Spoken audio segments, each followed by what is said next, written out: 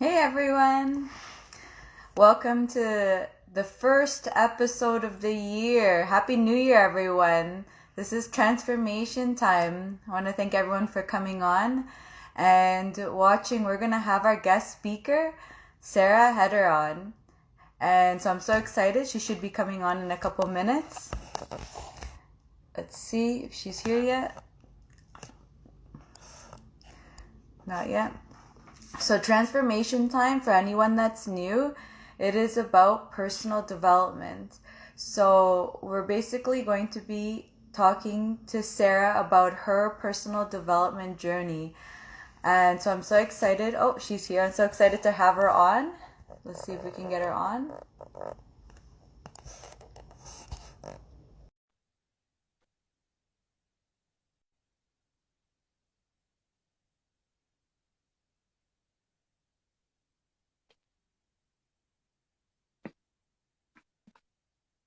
Just waiting for her approval, I think, to get on.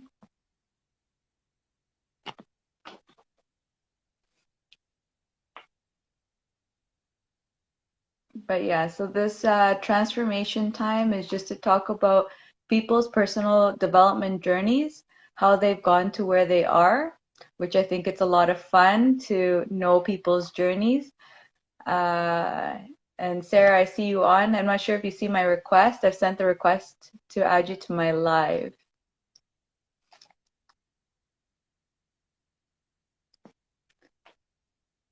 So I think this will be exciting, yeah, to start the year with Sarah talking to us about where she's at right now, how she started. Oh, unable to join for some reason. Let me try one more time.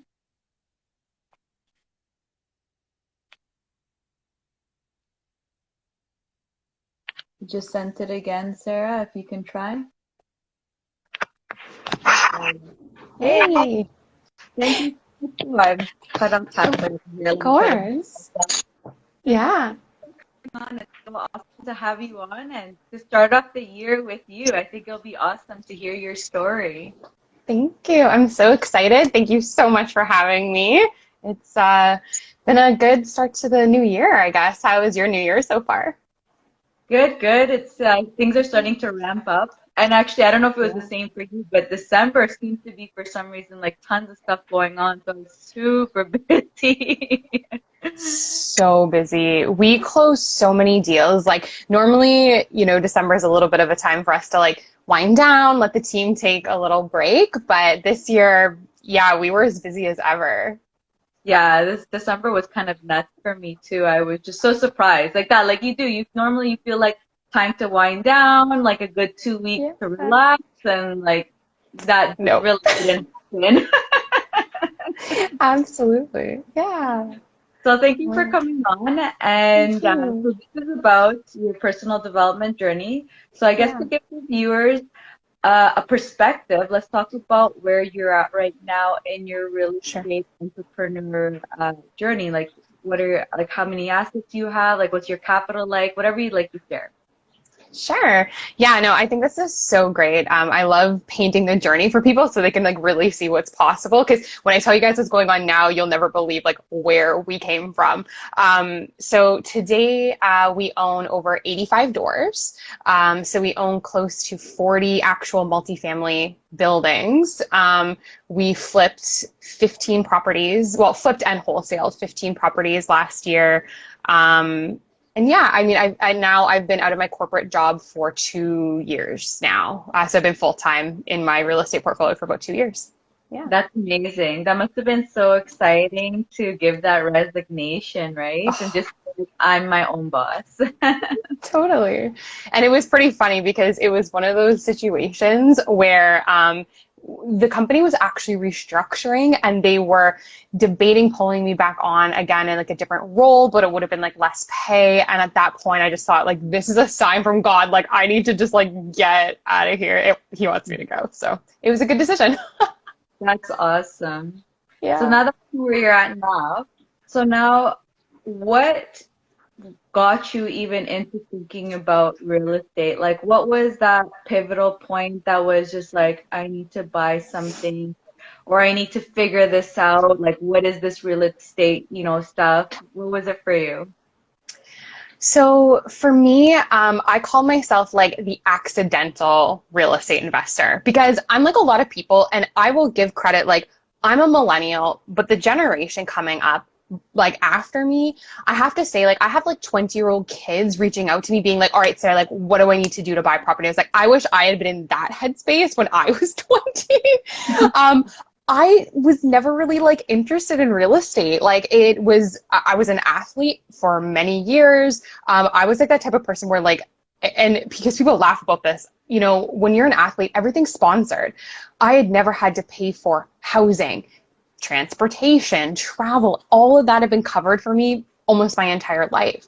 So when I retired and kind of entered the real world, I was like, oh my gosh, like my business degree is doing nothing for me in the corporate world. Like, I got some pretty good positions and I, worked that 9 to 5 grind weekly, like on the weekends I like traveled and did stuff, but it was so monotonous and so brutal. And when I was trying to figure out like, how me and my partner were going to save up enough money to buy a house, we live in Mississauga. So, I mean, it's crazy here. And I was just like, this isn't happening. Like, there's just no way we're going to work our regular 9 to 5 jobs and be where we want to be in life. And so I ended up getting a job at a property management company by accident. It wasn't like, again, that's why this is such an accidental story. Like it just happened to be a good fit for me at the time and learned about real estate investing that way. So, I mean, once I saw the success, some of my mentors and people like in the company were having, I was like, this is it. Like, this is the ticket to success, really. Well, that's Yeah. awesome. So you would probably say then your mentors were basically people from that company, the property Yeah. management company that at least got you started into it?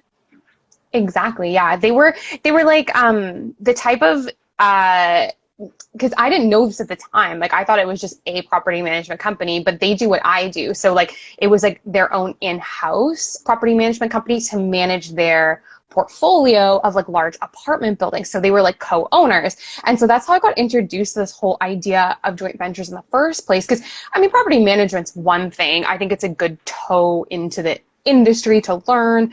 But then when he started talking about, well, I borrow capital and I don't go on title and, I do these things called joint ventures and it just blew my mind. I was like, this isn't a thing. Like, how can this be an actual thing? But then I saw him do it again and again and again. And I thought like, okay, this is my ticket to freedom. Like I have to learn how to do this. That's funny.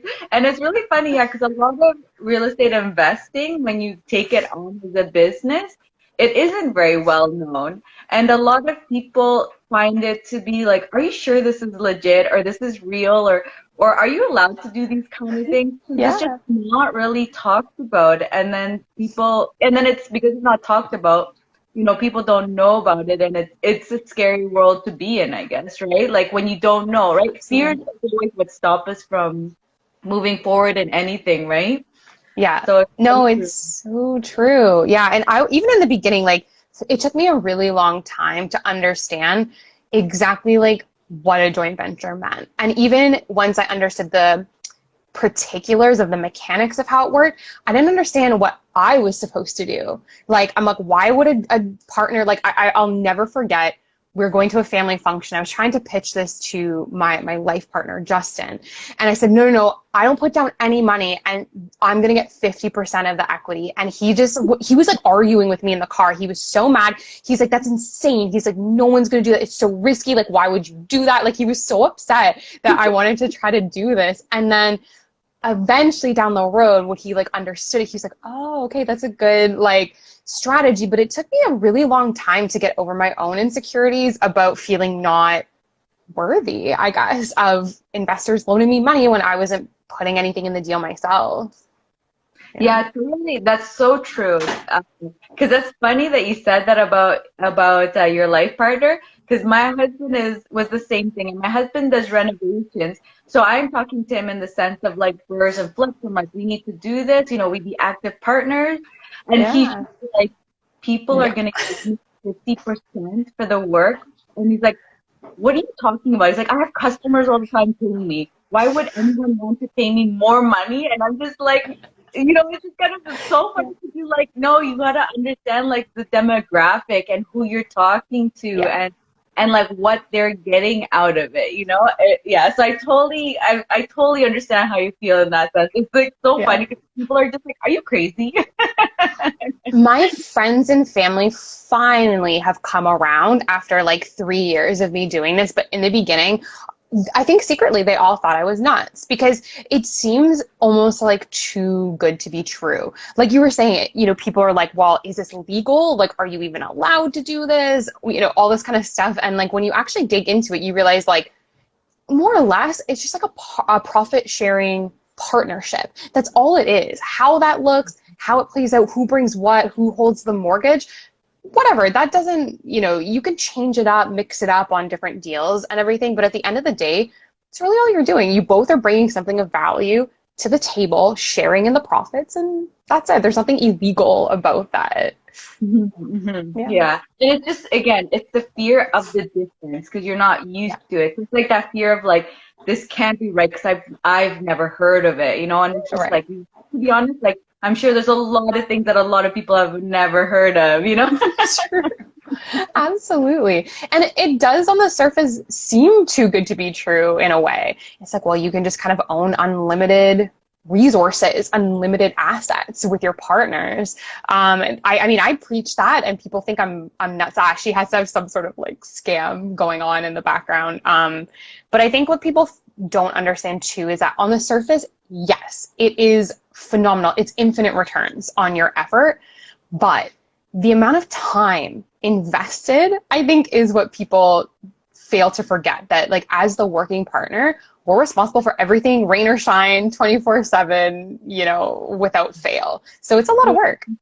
Yeah, 100%. We're there to keep our customers or our partners, our passive partners happy. And so we're there to do all the work so they don't see any of the problems that are Anything. going on, right? So that's why I think it's also because it's just like they don't realize like how much, not say hidden, but how much we take care of to make sure there's no stress on their side, like nothing to worry about. The checks are coming in and they're happy, like all they gotta do is that, and it's just, like, and then like that, like I think once they start hearing about it, Yeah. or everything that's involved, or maybe past experience know that so much involved, then it does start making sense. I feel like when you start pitching it and explaining it, Yeah. like it's kind of like, okay, like you're doing a lot of work, and I don't want to do that. They're I don't usually want like, to do I that. just want to give you the money and you figure it out.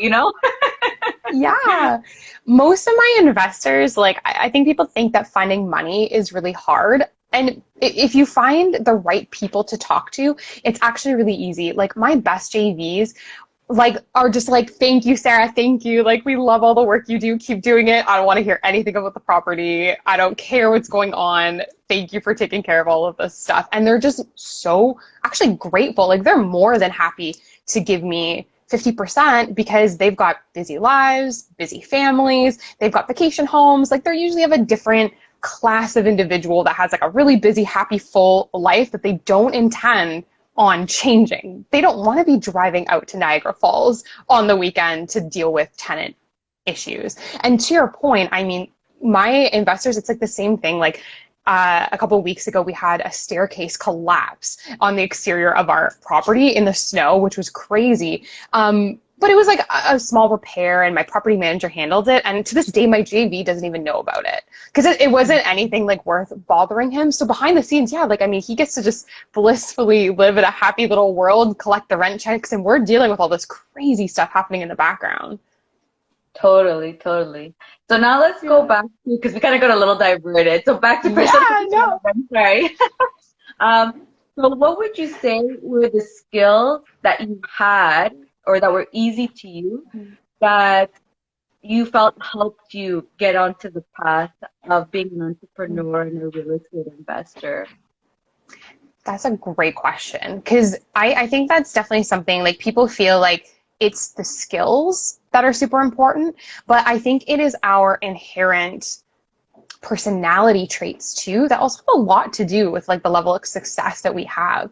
And I think a lot of the skills that I learned actually as a professional athlete really gave me a bit of like an edge when it came to raising capital. I was already kind of used to sales. Like for those of you watching, I haven't heard my story. I was an equestrian, so like horses. And so coming and taking care of these animals, some of them were worth like $1 million, $2 million. And so we had to constantly be pitching ourselves to sponsors, and we had clients that helped pay our bills. And like, so I didn't realize it at the time, but I actually had learned a lot of like inherent marketing and sales tactics, how to kind of woo. And these were multi-billionaires too, a lot of our clients, right? Like the Forbes of the world and stuff like that. Because for them, horses are kind of just like a status thing. So, you're hobnobbing with some really, really high-end people, and you have to really pitch like, why are your services better than someone else? Why are your horses and your training methods better, and all that kind of stuff. So I think learning how to present myself well, not feel intimidated by people with money, and really just being able to, I think, like articulate what value I bring to the table, that really translated well into real estate. Yeah, that's amazing. And I kind of like that you talked about that because, yeah, it's true. Like, there's a lot of skills that get transferred, right? You don't realize, like, that I feel like when you go into a new area of something, like a job or just anything, like, you feel like you're starting from zero, and it sounds very, very scary. But a lot of people don't realize that you may have some of the skills already required to give you that initial push, which I think is a great thing. They said, like, lucky for you, because you had to go get your sponsors and everything, you're automatically, that was part of it. Like, you already learned how to, talk to them. And then you realize that those skills could be transferred to the same thing, looking for money, looking for private partners. That's awesome. Absolutely. And so what skills do you feel like then, when you were getting into this, or any pivotal point during your process, that you felt that you didn't have and that you had to acquire to level up? That's an awesome question. I would definitely say two kind of like separate arenas. One being that like I had never owned even a principal residence at the time of doing my first real estate deal. So I actually knew nothing. I didn't know how, like, understand how deposits worked on offers. I didn't understand how the lawyers closed a deal. I didn't understand about property management like until I actually started with that company. And so I felt like I was really lacking in some like major practical skills. So what I actually did was annoyed the absolute heck out of a bunch of like lawyers and like realtors, and like forced them to basically like sit with me and like be like, okay, like I need you to talk me through the process. Like, how does the offer process work? How does due diligence happen? Like, and I just really early on like surrounded myself with real estate experts and just would constantly pick their brain about like silly beginner stuff. And I think the other thing I struggled with is the numbers. I'm not a really numbers oriented person, which probably people are like, well, that doesn't make sense. But I literally had to train myself. I took marketing in school. I'm a creative, right? Like when it comes to sales pitches, marketing, like that's my jam. But when it comes to sitting in front of spreadsheets, calculating refi numbers, I was like, holy cow, this is so overwhelming. Same thing. I just buckled down and just forced myself to take like deals off of MLS and like practice analyzing them, getting another investor to check my work, just exposing myself to it as much as possible, to the point that today I feel incredibly confident about numbers. Like I actually could probably call myself a numbers person now, but it took a lot of effort to get there. Mm-hmm. Yeah, totally. I do know, like for me, I'm probably the opposite of you. Like I'm such a numbers person, but my learning experience was like that, learning to talk to people and being like that, like the sales negotiation part, those kind of things did not come to me very easily. And those are like my learning experiences. But numbers, I was like, give me anything. I'm like, I'm there. I got it for you. I got you, Nice. Yeah. It's hard to put yourself out there, like to feel smooth and confident and calm when you're pitching to money partners. It's probably one of the hardest things we do. 100%. And I was actually just going to come to that because you were initially talking about how your insecurities, that when you're coming in and you're feeling super insecure to, to pitch something, because was it because it was new to you, or was it uh like people's feedback, or maybe both? Yeah. No, that's a great question. I definitely think it was like a combination. Like, number one, my family and friends, it's not like they weren't supportive. Like, they were like, okay, try it, but we'll see how it goes. Like, I feel like I didn't have a lot of people in my corner that were like, yeah, yeah, do it, do it. Like, you can do this. I was pretty young at the time. Like, I was 27. I didn't have a lot of my own stuff together, I feel like, in my life. Like, again, didn't have my own primary residence. My credit was kind of bad. I wasn't making a lot of money. And so I think I was just coming from this place where, like, I just wasn't feeling very confident in me. And so to go and ask people for money felt almost embarrassing, like I was like, oh, like I must look so like weak or so inferior to these people. And so, yeah. And then I think in the beginning too, I didn't really know what I was pitching.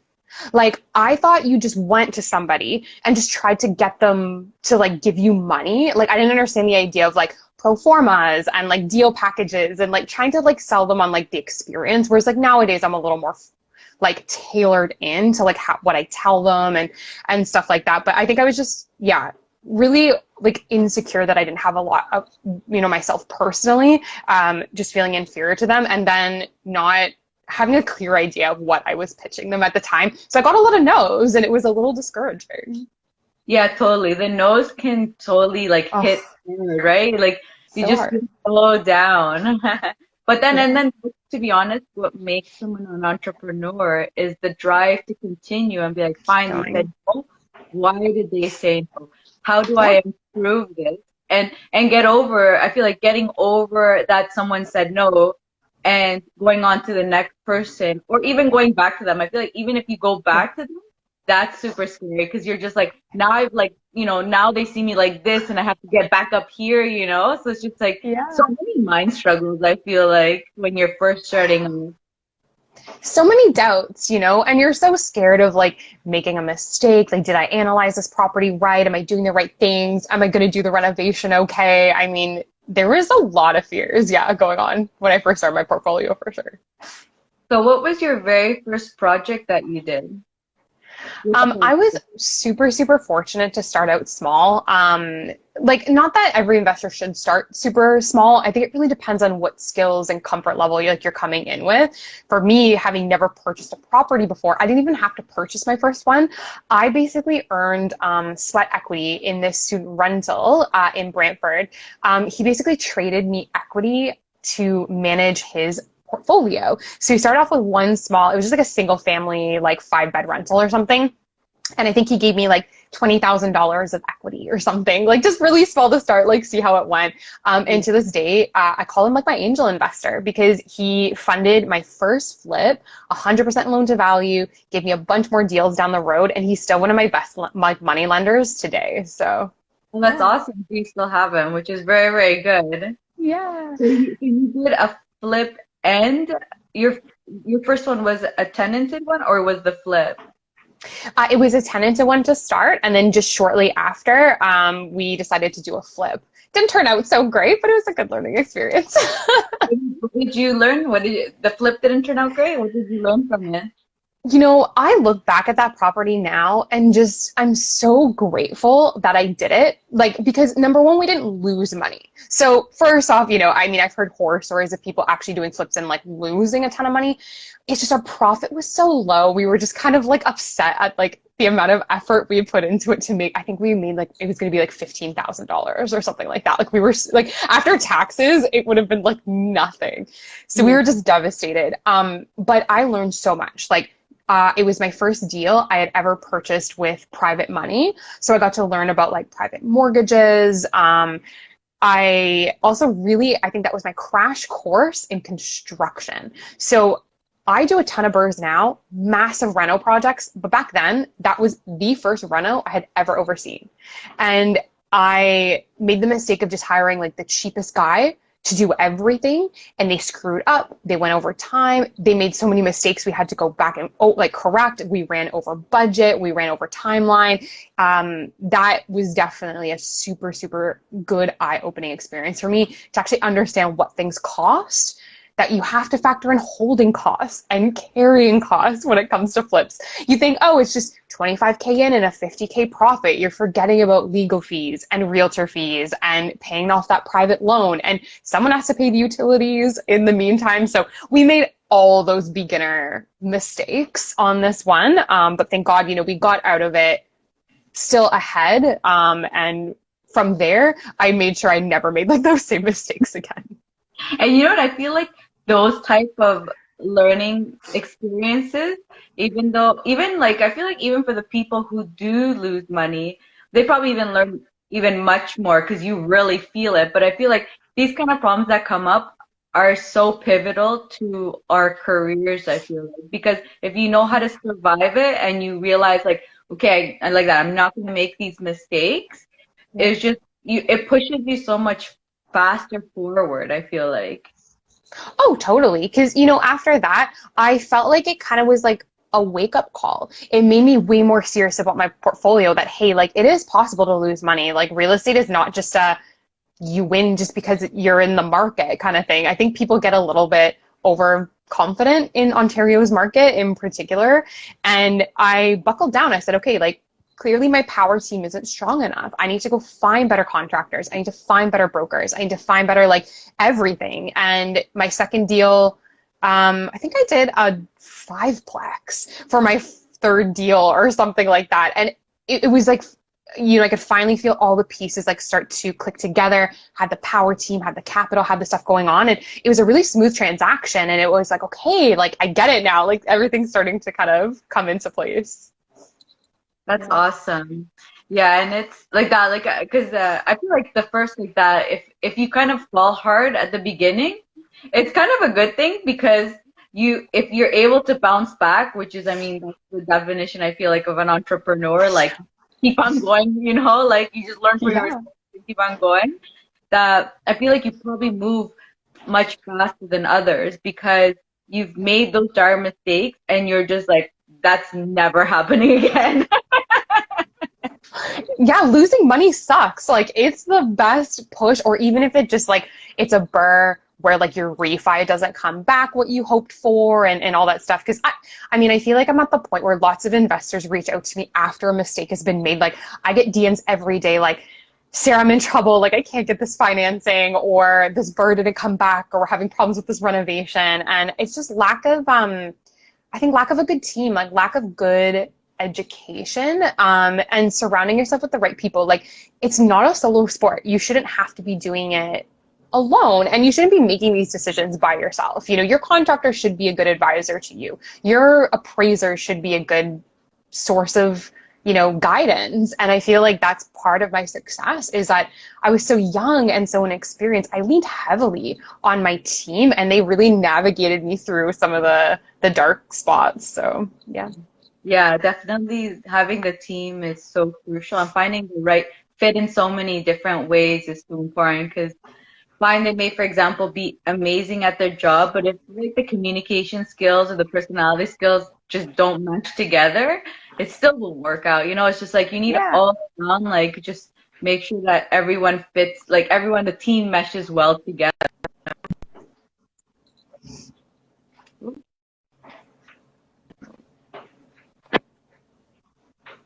Hello? Are you able to hear? I'm back. Okay. We had a little frozen moment. Cut up. Yeah.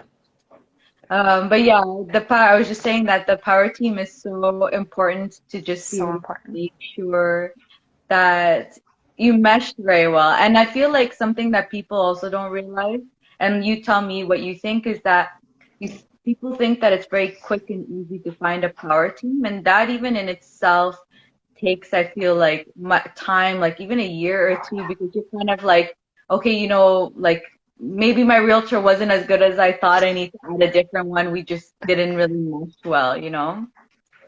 Yeah, I know that's actually funny that you say that because I was going to say the exact same thing. Like, it's taken me a good couple of years to get the perfect power team because you get referrals from people, but until you've tested them out, how do you know that contractor is that great or that your personalities work, you know? Because I feel like there's, like, it's great if the contractor you pick is really good at what he does, but if you guys are constantly fighting and clashing, then it's not a good fit. There has to be like, they have to understand what you do, who you are, and be good at what they do. And that can be super hard to find. Like, I've gone through so many realtors because I want certain things and I'm very direct and I'm very like kind of demanding at times. And some realtors are just like, nope, like we don't do this. We can't tolerate this or whatever. And the realtors that get me on my team now, they know what I like. They know how to find good properties for me. And so it feels like easy. Yeah. Mhm. Yeah, and I think it is kind of important to be demanding because at least you're finding the one that fits for you, right? Like if because I had, for example, actually a person that was telling me specifically for wholesaling that they're wanting Mhm. their realtors, and he was like telling me how scared he was to be upfront from the beginning and to tell them how like what he wants. And Right. to me, it's like why even waste this person's time if they don't even meet your criteria?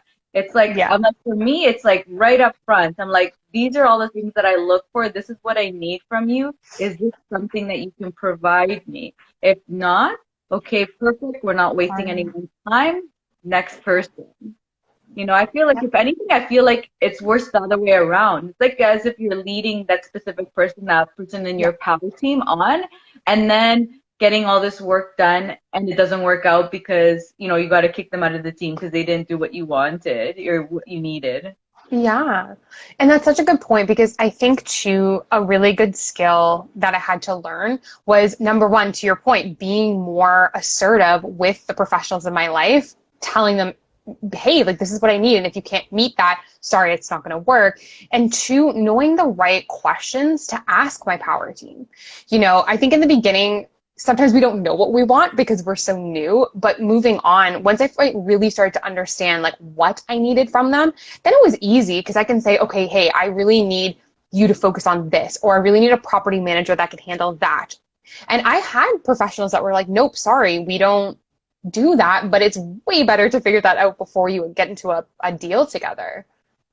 Totally agree. And yeah, that's a good point that you made that we're not going to know all the questions at the very Yeah. beginning, but at least you know, and like and I feel like that's also where lots of mistakes happen, right? Because we're Yeah, not going to consider every single scenario and every single situation to be able to even ask our power team all the questions, of and they course. make assumptions and tell us Yeah. everything we need because they also don't know what Hmm. we need so that they can tell us, right? Hmm. I think that's even also an issue. I feel like, and you tell me what you think is when you're starting off. I feel like certain arguments will happen between your power team because each side makes assumptions and Yeah. thinks that and doesn't realize, for example, what, for example, is expected of their lawyer or what their lawyer expects of you. And Yeah. then like, oh, why didn't you give me this? Why is this done and that done? And it's just like that was nobody's fault, and it's just we didn't understand each other. Like, Miscommunication. yeah. Yeah. Yeah. No, honestly, like I think besides my lawyer, because he came to me recently this year and he's been amazing. I've probably had arguments, yeah, with everyone in my power team or had some point where I was pretty like mad at them at something. But like you said, it's usually just a matter of like you're not communicating well, they're not communicating well, and you guys are just doing your own thing, kind of making your own assumptions, hoping for the best. And I think the more that you do it, especially for people that like want to become professionals at this, is having like really organized, like what do I call it? I guess like like processes and like systems that you use. Like I have to say, like in my evolution of growth as an investor, in the beginning, I feel like it was like hunter be hunted. Like I was just out there surviving, like doing my thing. But today, I mean, like my admins, like we have manuals and like checklists and pages of stuff. Like every time we purchase a property, it's like the same checklist we follow. Every joint venture partner, we have a checklist for. Like everything has its own system and place and protocol, so that nothing falls through the cracks. Everyone knows what's expected of them, lawyers, insurance brokers, at every single piece of like the transaction. So it creates a lot less tension. But again, like it's not something that happened overnight. Like that took me probably a year of sitting and developing and writing all the different like protocols for these systems that we were creating. But it's made our life so great now with our team. That's so true. And like that, like it's something that won't happen at the beginning, but for sure, like what you said, as you go through, you start realizing, I forgot to say this or ask that or tell that, you know what, or I forgot to even, give my active partner this or tell them about that. And exactly like processes, you start realizing are so important because when you're dealing with big projects like you, and I mean, many projects at the same time, you're not going to remember everything.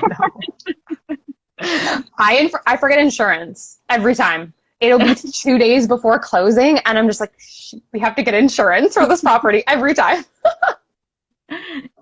And so how was your, I don't know when this happened, but in your time where you went through a growth spurt, Yeah. how was that for you? What was your learning experience going through a growth spurt, and how did that impact you, and what did you learn from it?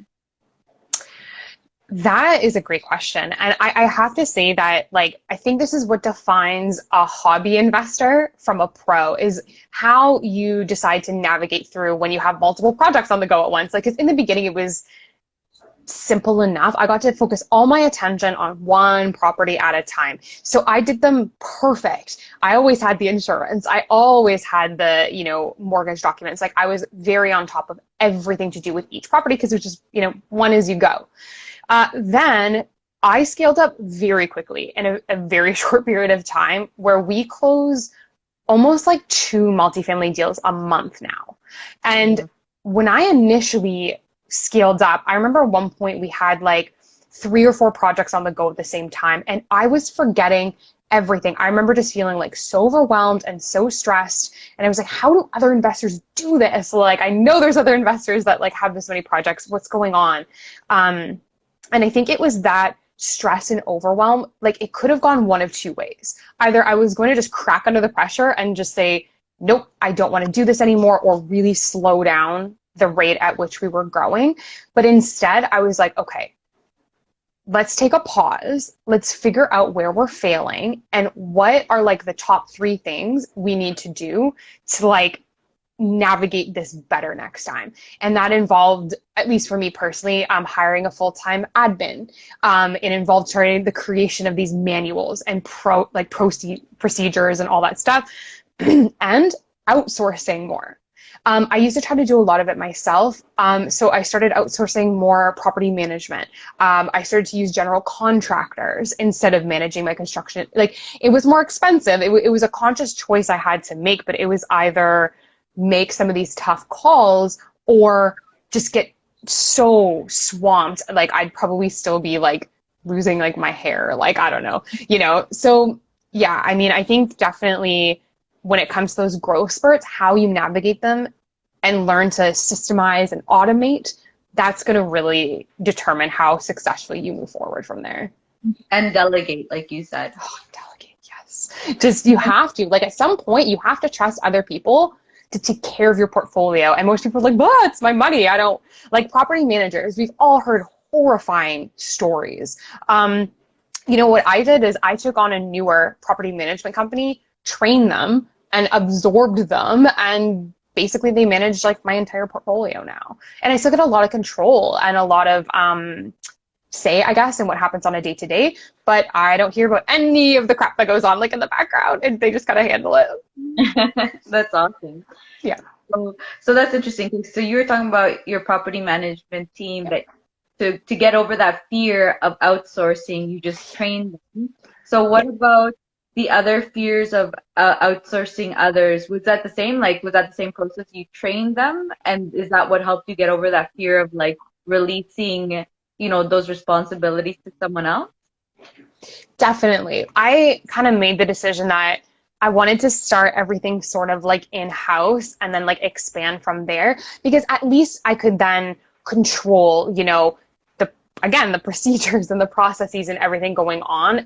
And then having my admin, like my office manager, was amazing because she kind of like meshes everything together. She's like my right hand. So when I am not keeping track of my bookkeeping well enough, or I don't know what's happening with this rental project, she's always there to make sure that like all the pieces were like being checked in on and that they were going smoothly. So that made me feel more confident, because I've actually outsourced even more since then now, to the point where like I've pretty much done it to all third parties now. Like my bookkeeping is outsourced now, construction's all outsourced, property management's all fully outsourced now. But now knowing what my protocols are, that they're trained in my protocols, they know what to expect, and I have that admin keeping them all like in line. It's been going pretty good so far. That's awesome. That's so good. That's so exciting. Yeah. So now you just manage your teams is what Exactly. you're more involved in. And taking more time off. Which we all need. Yeah, definitely. And but you also do mentorships too, right? Yes. Yeah. So how did that come about, and what were like the fears, or if there were any, of starting that new venture? Yeah, so that's also kind of like a fun side story. I ended up doing careers I never would have expected. Like, these were not on my wish list when I was graduating university. And I actually credit this story to, because I know a lot of people know like Sarah Larby from her podcast. Her and I were kind of becoming like close friends because we were both investing in Brantford. It was super, super early in my career. Like, it's probably almost like 2 years ago now. And I was raising a lot of private money and starting to do pretty good in my portfolio. And she's like, have you ever thought of coaching people? And I thought, okay, Sarah, come on. I'm 29. I have like 5 properties. I've raised, okay, maybe like a couple $1,000,000, but like no one wants to hear from me. Like, I'm not, like, I thought you had to be some multi-millionaire with like 20 years of experience and all that kind of stuff. So she said, okay, well, why don't you just try hosting a webinar? Like, just go online, test it out, and see what people think. And so I did it. I did a webinar. It was actually really successful. A lot of people were really excited that I was doing it, because my focus is a lot on marketing and social media, which at that time, there wasn't a lot of content around that specifically catered to real estate investors. And so it kind of just took off. And then I started getting more and more messages from people being like, help me, like, I need to raise capital. My social media sucks, Sarah. Like, please train me. And I thought, okay, I guess this is my window. Like, this is my sign. And so I kind of set up more formal, like, mentorship and like training programs specifically around like raising capital online and things like that. And yeah, it's been super fun, but I was so scared in the beginning. It was just like my JVs. Like, I was so scared that I wasn't going to be good enough like for them. I wanted my students to succeed so much that I was just so nervous that I'm like, are they going to think my content is good? Are they going to think that the value I'm providing for them is good enough? So I definitely had a lot of reservations getting started. Yeah. Yeah, I can imagine. It must be scary because also you're just like, am I even giving them the right content to Yeah. and to get that they need to be? Yeah, it's so true. I remember just being like, hopefully I'm telling them the right things to do, or hopefully they'll like take this and not make a mistake and blame me for it. But it's been great. Honestly, I think it's the it's the encouragement of my students that kept me going. Early on, I had like 1 or 2 students kind of start.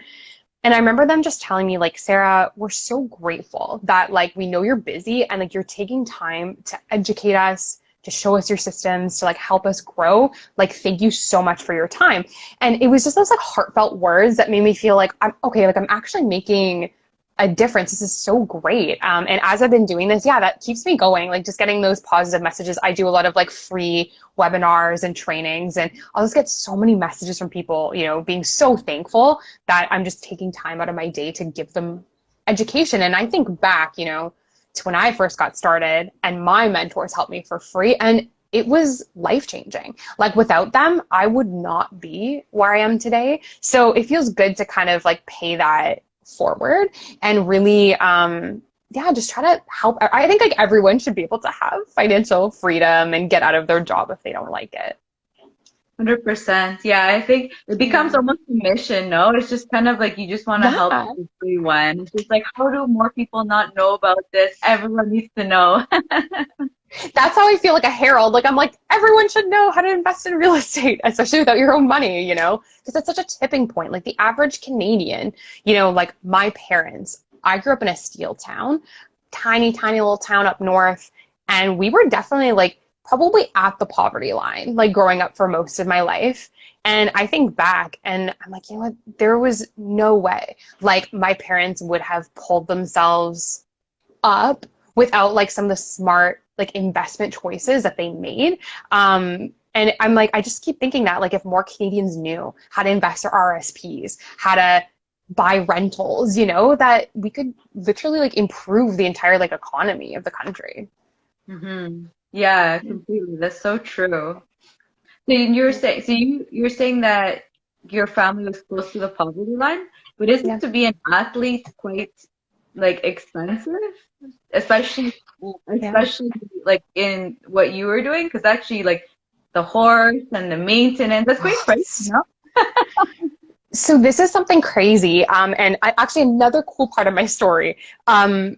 Yeah, honestly, I picked the most expensive sport with a family that financially they were like, uh-oh, like what are we gonna do? But like, I mean, honestly, kudos to my parents. Like, rather than be like, no, there's no way, like, you're gonna do this, they saw my determination and they were like, okay, if this kid is this gung ho, she wants to go to the Olympics, like, she wants to do this, what do we gotta do? And I didn't know, honestly, until I was in my teens, that at one point to get me to nationals, they had remortgaged their house.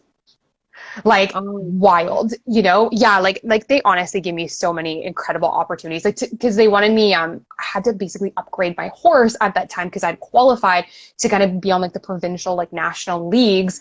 And my horse at the time wasn't good enough. And so I think at the like back then it seemed like a lot of money. It isn't in the whole big scheme of things. I think he was like $10 or like $15,000, this horse, you know. And my parents were like, all right, we're gonna like remortgage the house. We're gonna buy her this horse. We're gonna get her to nationals.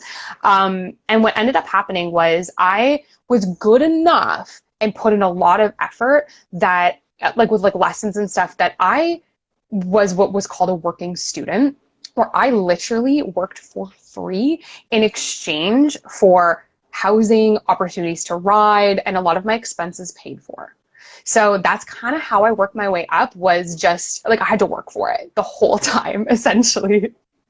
that's amazing. And that's also a very good skill that you're talking about Yeah. is putting in the effort into it. Doesn't Oh, matter, again, yours was specifically in your sport, but the thing is that again was a skill that was transferred over because I feel like a lot of people are very into, oh, like it's so easy, quickly get it done. But there's a lot of effort. If you want to really be an entrepreneur, you yeah. got to work your ass off because Yes. people for some reason think things are easy and like and that's why they give up Yeah. because they think like, oh, like I I should be studied making for a money. month, Woo! Like, yeah. like I studied for a month and checked out a few properties and nothing came to me and you like that's it? That's all That's you did? it. That's it. Yeah. Like you're not gonna get anything from it. So it's like another thing I think in your story that's amazing to hear is basically you worked your ass off, worked for free to be able to do what you loved. Yeah. And especially us as entrepreneurs, we're usually entrepreneurs because we're doing something that we love and enjoy That or we're have, passionate about. yeah, passion Yeah. about. And when you have that, that's when you really, you know, have that drive or find that drive in you to Yeah. just do what it takes to get things done. Because you have no safety net, you know? And I think like looking back, sometimes, you know, you think your wish that like your family circumstances were different. Like I think like, oh, if my parents were wealthier growing up, like I could have been in a different position in my life. But I also think that it taught me because I saw resiliency, number one, from my parents, and then trying to go to the Olympics required so much dedication and so much resiliency from me to get to where I wanted to go that, I'm grateful, because in real estate, people sometimes are like, Sarah, how are you finding all these deals? Like, how are you getting all this money? How are you doing what you do? And it's just tenacity. It's not some magic secret skill. A lot of it just comes down to like me refusing to take no for an answer. 100%. I completely agree. And to be honest, it's the skills that your parents taught you. Yeah. Because it's the same thing. So, and I feel like being an athlete really does help drill those kind of things, especially you're getting into like the levels that you're in. Because I was also actually an athlete. I was in nationals. Amazing. Yeah, I was in nationals for swimming and in provincials for tennis. But the So same cool. thing, but the same thing, like I feel that the reason I am where I am is because exactly what you said, when you're in something that's hardcore dedicated, like you just got to do it, like doesn't matter if you're tired, you're getting up and you're gonna go No excuses. No excuses in our world, right? In our world, there's no excuses. It's you tape it up and you like get in there. It's like, oh, I got a boo-boo. Who cares? Like your coach is like, get out there anyway. Right? But these kind of things, and obviously the support of the family also, I think, like, is so important, because specifically with the sports part, I feel like, and I think it's anything, but when you're kind of pushed into a situation when you're trying to go pro, or you're trying to like do the best that you can do, those, like, even though you're doing a sport, you're really actually learning very valuable skills, right? Like focus is one of them. Like I remember people in high school, which I think probably the same thing as you, would be so impressed for some reason with my level of focus, because when I would be studying or something, like I would just zone in and get it done, right? And that's something that you get from, because when you're doing a sport, it's the same thing, right? Like you just zone in, because it's just like, I got to get it done, whatever it is. Like, I can't do it. You just go, then try again, try again, try again. It's like not, like you don't stop until you've done it. Perfect. Right? Yeah. No, I think even that's those so skills are also super important, that people think that. Like I have one of my students that's like, I don't have anything to give. I don't have skills. I'm like, what are you talking about? Like that. Like people don't realize that in life we learn so many different types of skills, and people think that they're not transferable. But they are, like that, like from sports, for example, like focus, determination, drive. These are all entrepreneurial skills that you need to be able to pick yourself up, because in anything you do, you fail, right? You fail, and then you pick yourself up, and then you try it again, right? Which is like, so I think like that, like in yours, like being an athlete, you learned all the skill, right? You failed, I'm sure, many, many times, picked yourself so many times, and kept on going. And I think another thing, which you tell me what you think, having a trainer probably gave you that visibility to understand the importance of putting in the money to have now in real estate a mentor or coach. Because I feel like that's also something that people don't really value, that if you're going to get to the level that you want or improve as quickly as you can, that's done is through that. And sometimes even like that, like people don't realize it. Like in your youth, you're doing things, and you always have people teaching you, teachers of whatever kind. And it's just like, why aren't you doing it for real estate? That's actually so funny. Yeah. Cause I think about people who've taken like karate or basketball or whatever the case is, like you would never take a sport or activity like that and just try to learn it on your own. How do you know how to dribble? How do you know how to shoot or do a layup properly? How do you even know the rules of the game, to start with, right? And if you want to get better, we were fairly like high level athletes, right? Like we had natural determination, but I still had to get my coach like kicking my butt every once in a while, that I'm like beating myself up because I've done it like 10 times. I'm not getting it right. And then she's like, do it again, do it again. Like, you got it. Like if I was on my own, I would have given up 5 tries ago, but she was just like, nope, like you got to keep doing it. And real estate's the same thing. And I think in some ways it's even sillier to not invest in a coach in real estate because your own money is on the line or that of your investor partners. You have actually quite a bit to lose if you screw up. And about, back in the day was this idea that like I probably spent tens of thousands of dollars on my athletic coaches over the years, was like, they pushed me so hard all the time that, they really accelerated, me getting from point A to point B. And in real estate, I think it's the same thing. If they can help navigate you through those mistakes, if they can help point you in the right direction, you're going to double that investment probably within the first year of real estate and make fewer mistakes. So I don't know. I think it makes sense. 100%. Totally agree. Yeah. So I guess the final question. Yeah. Where do you see yourself in the next 5 years? Ooh, it's always such a tough question. As silly as it sounds, I hope honestly in the next 5 years that I'm fairly well retired from my portfolio. And I know it's different from like a lot of real estate investors because they're like, oh, in 5 years, I want to own a jet and like 1,000 doors and things like that. And maybe this is just like the nature of like my life, but like I was a pro athlete from the age of 12 to 27 years old. And so I felt like I lived a very intense, crazy life. Like I lived almost no life in my, like the time when most people are partying and traveling and like experiencing things. I was like in the gym, in the training ring, like in another country most of the time, like doing competitions.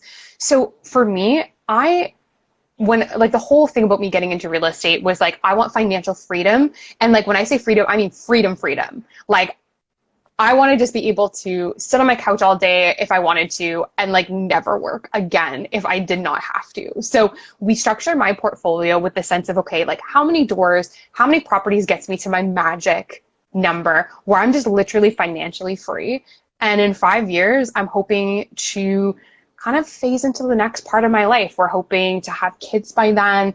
I want to be really involved with like their pursuits and everything. I want to do more like philanthropic work, do some like charity work, some public housing stuff, maybe even join like city council, like on the housing initiatives and stuff like that. So I actually hope I'm actually like out of real estate more or less in 5 years. Yeah. That's awesome. Thanks so much for coming on. It was so awesome Thank to you. hear your stories and to get to know you more and to see where you're at. Yeah, thank you. It's so amazing getting to talk to other female real estate investors. I love that you're doing this. Awesome. Thank you so much. And thank you, everyone. It was so awesome to have you on. And thank you for everyone for joining. And we'll see everyone on the next one. Bye, everyone.